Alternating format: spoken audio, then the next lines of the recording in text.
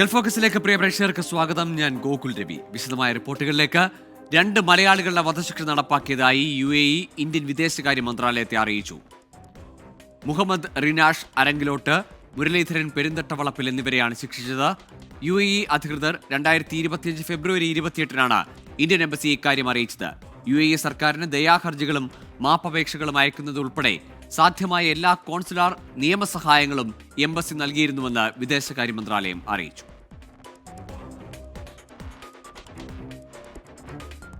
റമദാനിൽ റോഡ് സുരക്ഷാ ബോധവൽക്കരണ ക്യാമ്പയിൻ ആരംഭിച്ച് ദുബായ് റോഡ് ട്രാൻസ്പോർട്ട് അതോറിറ്റി. വിവിധ കമ്പനികളുമായി ചേർന്ന് ഭക്ഷണ വിതരണത്തിനും RTA തുടക്കമിട്ടു. രാജ്യത്തെ തൊഴിലാളികൾ, ടാക്സി, ഹെവി വെഹിക്കിൾ ഡ്രൈവർമാർ, സൈക്ലിസ്റ്റുകൾ, സ്കൂട്ടർ ഉപഭോക്താക്കൾ എന്നിവരുൾപ്പെടെ സമൂഹത്തിലെ വിവിധ വിഭാഗങ്ങളെ ലക്ഷ്യമിട്ടാണ് Dubai roads and transport authority ബോധവൽക്കരണ ക്യാമ്പയിൻ തുടങ്ങിയത്. ആഭ്യന്തര മന്ത്രാലയ, Dubai Islamic affairs and charitable activities department എന്നിവയെ സഹകരിച്ചാണ് പരിപാടി. പരിശുദ്ധ മാസത്തിൽ ഗതാഗത സുരക്ഷാ അവബോധം വർദ്ധിപ്പിക്കുന്നതിനും അപകടങ്ങൾ കുറയ്ക്കുന്നതിനുമാണ് നടപടി. വിവിധ കമ്പനികളുമായി ചേർന്ന് പുണ്യമാസത്തിൽ ഭക്ഷണ വിതരണത്തിനും RTA തുടക്കമിട്ടിട്ടുണ്ട്. ഡെലിവറി ബൈക്കർമാർക്ക് 10,000 റമദാൻ കിറ്റുകളാണ് RTA വിതരണം ചെയ്യുന്നത്. ലിസ്റ്ററിംഗ് കമ്പനിയുമായി ചേർന്ന് ഡ്രൈവർമാർക്കും മെട്രോ സൈക്കിൾ യാത്രികർക്കും സ്കൂട്ടർ റൈഡർമാർക്കുമായി 10,000 സമ്മാന പൊതികളും നൽകും. ഗതാഗത സുരക്ഷാ നടപടിക്രമങ്ങളെയും ആവശ്യകതകളെയും കുറിച്ചുള്ള ബോധവൽക്കരണ ബ്രോഷർ എന്നിവ ഉൾപ്പെടെയാണ് ഓരോരുത്തരിലേക്കും എത്തിക്കുക എന്നും അധികൃതർ വ്യക്തമാക്കി. 24 ദുബായ്. ദുബായിയുടെ ഔദ്യോഗിക ചിഹ്നങ്ങളുടെ ഉപയോഗം സംബന്ധിച്ച് പുതിയ നിയമം പുറത്തിറക്കി. ദുബായ് ഭരണാധികാരി ഷെയ്ഖ് മുഹമ്മദ് ബിൻ റാഷിദ് അൽ മക്തൂമിന്റെ ഉത്തരവനുസരിച്ചാണ് നടപടി. ദുബായിയുടെ ലോഗോ ഉൾപ്പെടെയുള്ള ഔദ്യോഗിക ചിഹ്നങ്ങൾ വാണിജ്യ ആവശ്യങ്ങൾക്ക് ഉപയോഗിക്കുന്നത് പൂർണ്ണമായി നിരോധിച്ചു. നിയമം ലംഘിക്കുന്നവർക്ക് 5 വർഷം വരെ തടവോ 1 ലക്ഷം മുതൽ 5 ലക്ഷം ദിർഹം വരെ പിഴയോ ആണ് ശിക്ഷ. തടവും പിഴയും ഒരുമിച്ച് അനുഭവിക്കേണ്ടിയും വന്നേക്കാം. എമിറേറ്റിന്റെ മൂല്യങ്ങൾക്കും തത്വങ്ങൾക്കും വിരുദ്ധമായ ഒന്നിനും ഇവ ഉപയോഗിക്കരുത്. ആരെങ്കിലും നിയമം ലംഘിക്കുന്നതായി ശ്രദ്ധയിൽപ്പെട്ടാൽ അധികാരികളെ അറിയിക്കണമെന്നും നിയമത്തിലുണ്ട്.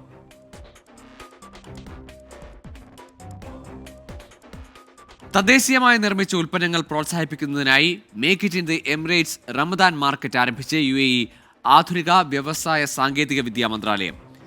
ഉമ്മുൽ ഖുവൈനിലാണ് മാർക്കറ്റ് പ്രവർത്തിക്കുക.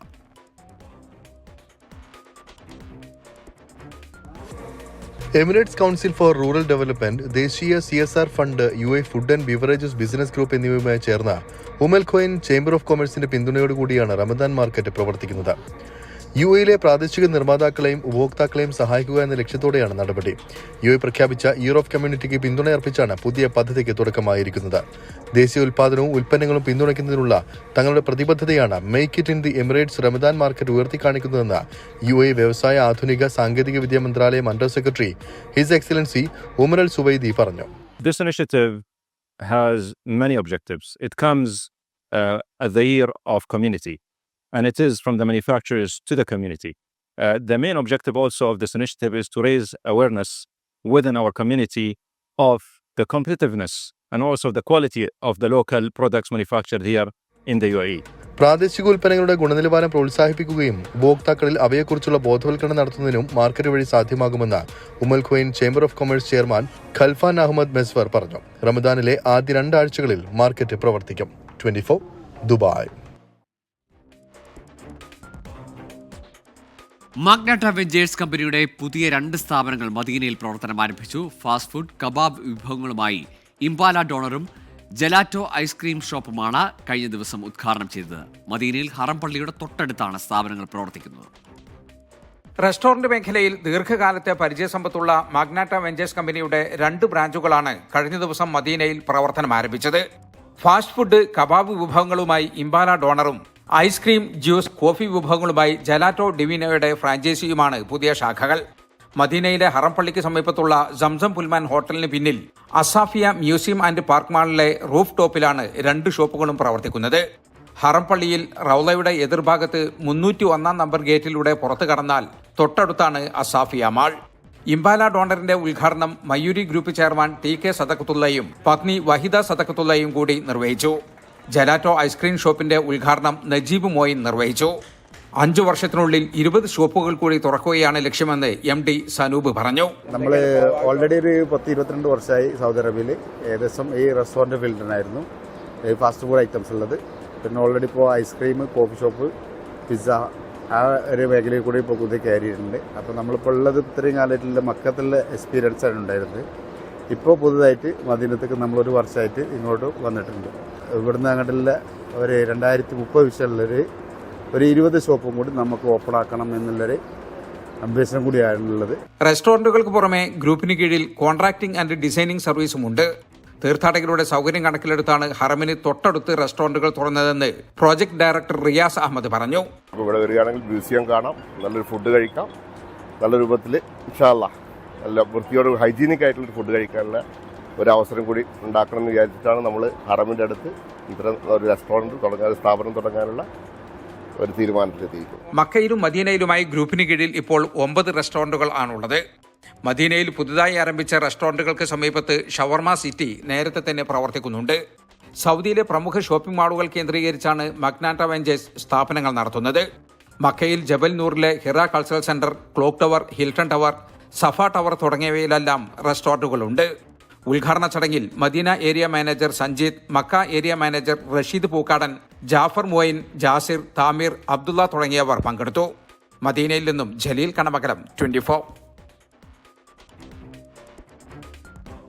എറണാകുളം കുസാറ്റ് മെട്രോ സ്റ്റേഷനിൽ സുരക്ഷാ ഉദ്യോഗസ്ഥർക്ക് നേരെ യുവാവിന്റെ കയ്യേറ്റ ശ്രമം. സുരക്ഷാ ഉദ്യോഗസ്ഥരെ അസഭ്യം പറഞ്ഞ് കയ്യേറ്റം ചെയ്യാൻ ശ്രമിച്ചു. ഇയാൾക്കായി പോലീസ് തിരച്ചിൽ ആരംഭിച്ചു.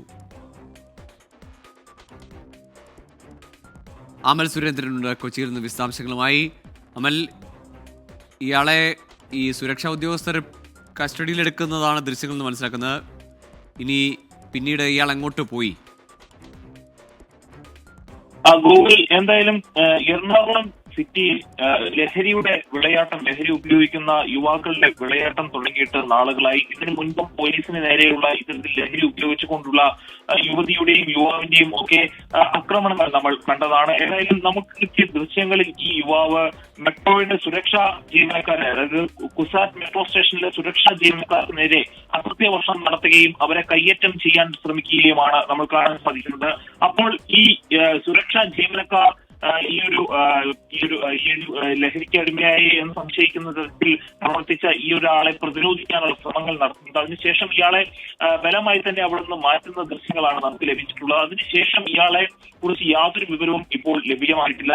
ഈ പരിസരങ്ങളിലുള്ള കളമശ്ശേരി പോലീസ് സ്റ്റേഷന്റെ പരിധിയിലാണ് ഈ ഒരു സംഭവം നടക്കുന്നത്. എന്നാൽ കളമശ്ശേരി പോലീസ് സ്റ്റേഷനിൽ നമ്മൾ ബന്ധപ്പെട്ടപ്പോൾ ഇത്തരത്തിലുള്ള സംഭവം ഉണ്ടായതായി കളമശ്ശേരി പോലീസ് സ്റ്റേഷനിൽ നിന്ന് യാതൊരു ശരി അമൽ, ഏതായാലും ഈ സുരക്ഷാ ഉദ്യോഗസ്ഥർ എന്തുകൊണ്ട് അയാളെ പിടികൂടിയിട്ട് അല്ലെങ്കിൽ അങ്ങനെ പ്രശ്നം ഉണ്ടാക്കിയ ആളെ പോലീസിന് കൈമാറിയില്ല എന്ന് അറിയില്ല. ഏതായാലും ഇപ്പോൾ ഇയാൾക്ക് വേണ്ടിയുള്ള തിരച്ചിൽ നടക്കുന്നു എന്നതാണ് അമൽ സുരേന്ദ്രൻ നൽകുന്ന വിവരം. ആശാ വർക്കേഴ്സിന്റെ സമരത്തെ പിന്തുണച്ച് കവിയും കേരള സാഹിത്യ അക്കാദമി പ്രസിഡന്റുമായ കെ സച്ചിദാനന്ദൻ, സമരം ന്യായമാണ്, അസിസ്റ്റൻസ് പോലെയാണ് ആശാ വർക്കേഴ്സ് ജോലി തുടങ്ങിയത്. പിന്നീട് അവർക്ക് ഒരുപാട് ചുമതലകളും ജോലികളും കൂട്ടി. അതിനനുസരിച്ചുള്ള വേതനം അവരുടെ അവകാശമെന്നും കെ സച്ചിദാനന്ദൻ പറഞ്ഞു. ഈ ആശാ വർക്കേഴ്സ് തുടങ്ങിയത് ഒരുതരം അസിസ്റ്റൻസ് പോലെയൊക്കെയാണ്. പക്ഷെ പിന്നീട് അവർക്ക് ഒരുപാട് ചുമതലകൾ, ജോലികൾ വളരെ കൂട്ടിയിട്ടുണ്ട്. അതിനനുസരിച്ചുള്ളൊരു വേതന വർധനവ് വെറും നീതിയാണ്. അത് ആര് ചോദിച്ചാലും, അത് SUCA ആവട്ടെ, കോൺഗ്രസ് ആവട്ടെ, മറ്റ് പാർട്ടികളോ യൂണിയനുകളോ ആവട്ടെ, ആര് ചോദിച്ചാലും അതിലൊരു വെറും നീതിയുണ്ട്. ആദ്യം തുടങ്ങിയ പോലെ അല്ല ആശാ വർക്കർമാരുടെ ഇന്നത്തെ ഡ്യൂട്ടി. ഒരുപാട് ഡ്യൂട്ടി ഉണ്ട്, ഒരുപാട് ജോലിയുണ്ട്. അതുകൊണ്ട് മാത്രം കഴിയുന്ന ആളുകളുണ്ട്. അതുകൊണ്ട് അവർക്ക് അവകാശപ്പെട്ടത് കൊടുക്കുക എന്നുള്ളത് തൊഴിലാളികളുടെ കൂടെ നിൽക്കുന്നു എന്ന് അവകാശപ്പെടുന്ന ഒരു പാർട്ടിയുടെ അല്ലെങ്കിൽ ആ പാർട്ടിയുടെ ഗവൺമെന്റിന്റെ ഒരു പ്രധാനപ്പെട്ട ചുമതലയാണ്. സൂരജ് നൽകും വിശദാംശങ്ങൾ തൃശ്ശൂരിൽ. സൂരജ്, ഇടതുപക്ഷത്തോടൊപ്പം നിൽക്കുന്ന എക്കാലവും ഇടതുപക്ഷ സഹായത്രികനായ സച്ചിദാനന്ദനാണ്, കെ സച്ചിദാനന്ദനാണ് പറയുന്നത്. മുമ്പ് തന്നെ ഇത്തരത്തിലുള്ള വിമർശനങ്ങൾ ഉയർന്നതാണ്. ഇർക്കിലി പാർട്ടി എന്നുള്ള അധിക്ഷേപങ്ങളെ അടക്കം സൂചിപ്പിച്ചുകൊണ്ടാണ് അദ്ദേഹത്തിന്റെ പ്രതികരണമെന്ന് മനസ്സിലാക്കുന്നു. ഗോകുൽ, തീർച്ചയായും ഇടത് സഹയാത്രികനായ കവി സച്ചിദാനന്ദൻ തന്നെയാണ് ഈ ആശാ വർക്കർമാരുടെ സമരത്തെ പിന്തുണച്ചിപ്പോൾ രംഗത്തെത്തിയിരിക്കുന്നത്. ഈ സമരം അനിശ്ചിതമായി നീളുന്ന പശ്ചാത്തലത്തിൽ കൂടിയാണ് ഇപ്പോൾ സച്ചിദാനന്ദന്റെ പ്രതികരണം പുറത്തു വന്നിരിക്കുന്നത് എന്നുള്ളതാണ് ശ്രദ്ധേയം. ഈ ആശാ വർക്കർമാരുടെ ജോലി, അല്ലെങ്കിൽ അവർക്ക് ആദ്യഘട്ടത്തിൽ ആശാ വർക്കർമാരെ നിയമിക്കുന്ന സമയത്ത് അതൊരു സേവനം എന്ന നിലയിലായിരുന്നു. പക്ഷേ അതിനുശേഷം ഇവർക്ക് പലതരത്തിലുള്ള ജോലികൾ കൂടി എന്നുള്ളതാണ് ഈ ശബ്ദരേഖയിൽ ചൂണ്ടിക്കാണിക്കുന്നത്. അദ്ദേഹം കഴിഞ്ഞ ദിവസമാണ് ഈ ശബ്ദരേഖ പുറത്തുവിട്ടത് എന്നുള്ളതാണ് പറയുന്നത്. അവർ ആവശ്യപ്പെടുന്ന നീതിയാണ്. ആ നീതി ആര് ചോദിച്ചാലും, അത് SUC ആവട്ടെ, കോൺഗ്രസ് ആകട്ടെ, മറ്റു പാർട്ടികളാകട്ടെ, യൂണിയനുകളാവട്ടെ, ആര് ചോദിച്ചാലും അതിൽ വെറും ഒരു നീതി ഉണ്ട്. ആ നീതി നടപ്പാക്കണം എന്നുള്ളതാണ് പറയുന്നത്. ഈ പലപ്പോഴും ഈ വൃത്തികെട്ട രീതിയിലുള്ള ഭാഷ സംസാരിച്ചാൽ അതിൽ കമ്മ്യൂണിസം ഉണ്ടാകില്ല. ചുരുങ്ങിയത് മര്യാദയ്ക്ക് സംസാരിക്കാനെങ്കിലും ശ്രമിക്കണം. ഈ ഒത്തുതീർപ്പിലൂടെ ഈ പ്രശ്നത്തിന് പരിഹാരം കാണണം എന്ന ആവശ്യമാണ് നിലവിൽ സച്ചിദാനന്ദൻ മുന്നോട്ട് വയ്ക്കുന്നത്. ഇതിനോടകം തന്നെ ഈ കവിയുടെ ശബ്ദരേഖ അടക്കം വിവിധ വാട്സപ്പ് ഗ്രൂപ്പുകളിലടക്കം ഇതിനോടകം പ്രചരിക്കുകയും ചെയ്തിട്ടുണ്ട്. ഗോകുൽ. ശരി, ഏതായാലും ആശാ വർക്കേഴ്സിന്റെ സമരം ആവശ്യം ന്യായമാണെന്നതിൽ തർക്കമില്ല. അതിനപ്പുറത്തേക്ക് ആ സമരത്തോടുള്ള CPI നേതാക്കളുടെയും അടക്കം പ്രതികരണം അത് വിമർശന വിധേയമാകുന്നുണ്ട്. അത്തരത്തിലൊന്ന് കൂടിയാണ് ഇപ്പോൾ ഇടതുപക്ഷ സഹയാത്രികൻ കൂടിയായ കവി കെ സച്ചിദാനന്ദന്റെ പ്രതികരണത്തിൽ സൂചിപ്പിക്കുന്നത്. ആശാ വർക്കേഴ്സിന്റെ സമരത്തിൽ രാഷ്ട്രീയ വാക്പോര് തുടരുന്നു. സംസ്ഥാനത്തിന് നൽകേണ്ട തുക നൽകിയെന്ന കേന്ദ്രത്തിന്റെ വാദം സംസ്ഥാന സർക്കാർ തള്ളി. ഓണറേറിയം സംബന്ധിച്ച് ആരോഗ്യമന്ത്രി വീണ ജോർജിന്റെ കണക്കുകൾ തെറ്റെന്ന് പ്രതിപക്ഷ നേതാവ് VD സതീശൻ പറഞ്ഞു. സംസ്ഥാനത്തിന് നൽകേണ്ട മുഴുവൻ തുകയും നൽകിയെന്ന് മാത്രമല്ല, അനുവദിച്ച തുകയേക്കാൾ കൂടുതലാണ് നൽകിയത് എന്നാണ് കേന്ദ്രത്തിന്റെ അവകാശവാദം. കേന്ദ്രം വിശദീകരിച്ചല്ലോ അതിന്റെ കണക്ക് സഹിതം. എന്തെങ്കിലും ഒരു കാര്യം പറഞ്ഞത് കേന്ദ്രം എന്ന് പറയും. അത് കേന്ദ്രത്തെ പറ്റി ഉള്ള ഒരു ബഹുമാനം കൊണ്ട് പറയുന്നതാണ്. 2023-24 സാമ്പത്തിക വർഷത്തിൽ 1 രൂപ പോലും നൽകിയിട്ടില്ലെന്നും ഇനിയും 636.88 കോടി രൂപ കേന്ദ്രം നൽകാനുണ്ടെന്നുമാണ് സംസ്ഥാന സർക്കാരിന്റെ മറുപടി. വിഷയത്തിൽ കേന്ദ്രമന്ത്രി സുരേഷ് ഗോപിയുടെ ഇടപെടലിനെ ധനമന്ത്രി KN ബാലഗോപാൽ വിമർശിച്ചു. മന്ത്രി എന്ന നിലയിൽ അദ്ദേഹം ഈ കാര്യം പഠിക്കുന്നുണ്ടോ എന്ന് നിങ്ങളും ചിന്തിക്കില്ലേ? കാര്യം കാണുന്നവരെല്ലാം ചിന്തിക്കും. അപ്പൊ ഇങ്ങനെ വന്ന് പറയാൻ പാടില്ല. ഇവിടെ വന്നിട്ട് അവിടെ പോയി ഞാൻ ഇതിനായിട്ടാണ് ഡൽഹിക്ക് പോകുന്നത്. എനിക്കൊരു വ്യക്തിയെ അങ്ങനെ പറയുന്ന രീതിയൊന്നും സ്വഭാവമില്ല. പക്ഷെ അവിടെ വന്നിട്ട് ഞാൻ ഇതിനായിട്ടാണ് ഡൽഹിക്ക് പോകുന്നത് എന്ന് പറഞ്ഞ് പോവാ. എന്നാൽ ഓണറേറിയം സംബന്ധിച്ച ആരോഗ്യമന്ത്രിയുടെ കണക്കുകൾക്കെതിരെയാണ് VD സതീശൻ രംഗത്തെത്തിയത്. 97 കോടി NHM-ലേക്ക് കിട്ടാനുള്ളപ്പോ മന്ത്രി നമ്മളെയല്ലേ കബളിപ്പിച്ചത്? ആശാവർക്കർക്ക് കൊടുക്കാനുള്ള ഇൻസെന്റീവ് 100 കോടി കിട്ടാണ്ടെന്നാണ് നമ്മളോട് നുണ പറഞ്ഞത്. സെക്രട്ടേറിയറ്റിന് മുന്നിലെ ആശാ വർക്കേഴ്സിനും പിന്തുണയുമായി കോൺഗ്രസ് നേതാക്കൾ ഇന്നും സമരപ്പന്തലിലെത്തി. ആശാ വർക്കർമാർ കുമ്മുകൊടുക്കാൻ, അവരെ സ്നേഹത്തോടെ ചേർത്ത് പിടിക്കാൻ മനസാക്ഷിയുള്ള മുഴുവൻ മലയാളികളും ഉണ്ടായിട്ടുണ്ട്. ഒരു വിഭാഗം ആശാ വർക്കേഴ്സ് നടത്തുന്ന സമരം 24 ദിവസം പിന്നിട്ടു. 24 Thiruvananthapuram. Welcome back to Gulf Focus. CPIM സംസ്ഥാന സമ്മേളനത്തിന് ഔപചാരിക തുടക്കം. തുടർഭരണത്തിന് തുടർച്ച ലക്ഷ്യമിട്ടുള്ള നവകേരള രേഖ നാളെ മുഖ്യമന്ത്രി പിണറായി വിജയൻ അവതരിപ്പിക്കും. സമ്മേളന നഗരിയായ കൊല്ലം ആശ്രാമ മൈതാനത്ത് CPIM കേന്ദ്ര കമ്മിറ്റി അംഗവും സംസ്ഥാന സമ്മേളന സംഘാടക സമിതി ചെയർമാനുമായ KN ബാലഗോപാൽ പതാക ഉയർത്തി. പ്രതിനിധി സമ്മേളനം നാളെ പോളിറ്റ് ബ്യൂറോ അംഗം പ്രകാശ് കാരാട്ട് ഉദ്ഘാടനം ചെയ്യും. വയലാറിൽ നിന്നുള്ള ദീപശിഖാജാതിയും കൊടിമര പതാക ജാഥകളും ആശ്രമ മൈതാനത്ത് സംഗമിച്ചതോടെ CPIM സംസ്ഥാന സമ്മേളനത്തിന്റെ ആരവമുയർന്നു. CPIM കേന്ദ്ര കമ്മിറ്റി അംഗവും സംസ്ഥാന സമ്മേളന സംഘാടക സമിതി ചെയർമാനുമായ KN ബാലഗോപാൽ സമ്മേളന നഗരിയിൽ പതാക ഉയർത്തി.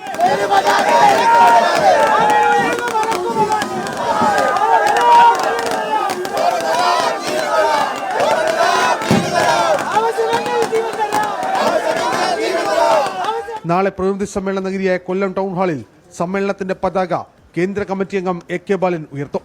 തുടർന്ന് രക്തസാക്ഷി മണ്ഡപത്തിൽ പുഷ്പാർച്ചനയ്ക്ക് ശേഷം CPIM കോർഡിനേറ്റർ പോളിറ്റ് ബ്യൂറോ അംഗം പ്രകാശ് കാരാട്ട് പ്രതിനിധി സമ്മേളനം ഉദ്ഘാടനം ചെയ്യും. പ്രവർത്തന റിപ്പോർട്ടിന്മേലുള്ള അവതരണത്തിന് ശേഷം തുടർഭരണത്തിൽ തുടർച്ച ലക്ഷ്യമിട്ടുള്ള നവകേരള രേഖ CPIM പോളിറ്റ് ബ്യൂറോ അംഗവും മുഖ്യമന്ത്രിയുമായ പിണറായി വിജയൻ അവതരിപ്പിക്കും.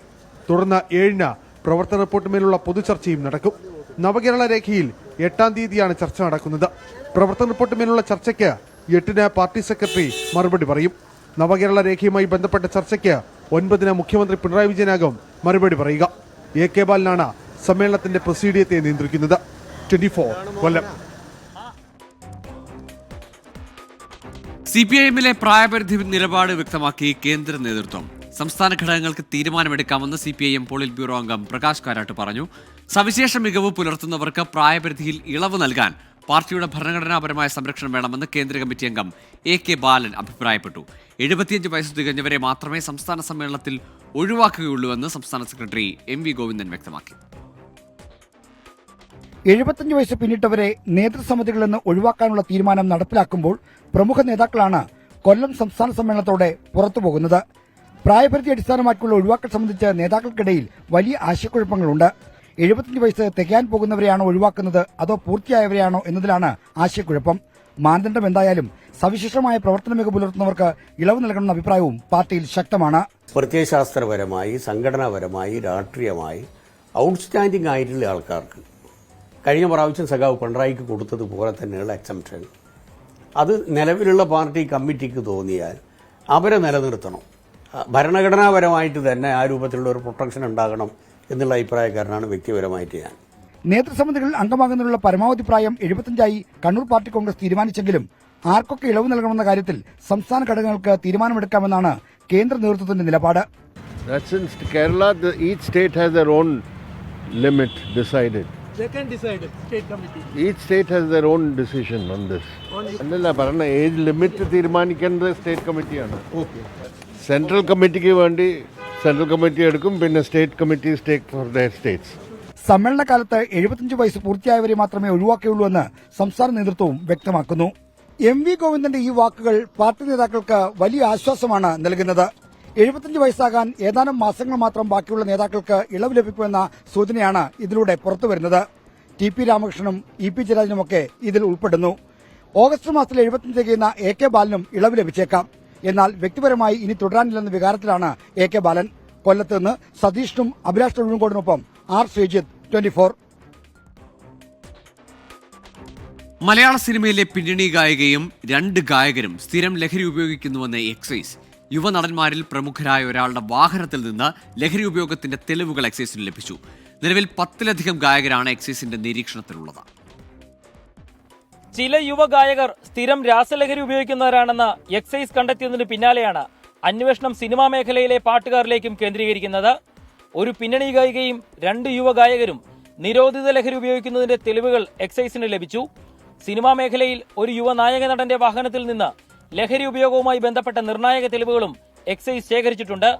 ഇവരെ ചോദ്യം ചെയ്യുന്നതിനും കൂടുതൽ പരിശോധനകൾക്കും അനുമതി ലഭിക്കാൻ ഉന്നത ഉദ്യോഗസ്ഥരെ സമീപിക്കാനാണ് എക്സൈസ് തീരുമാനം.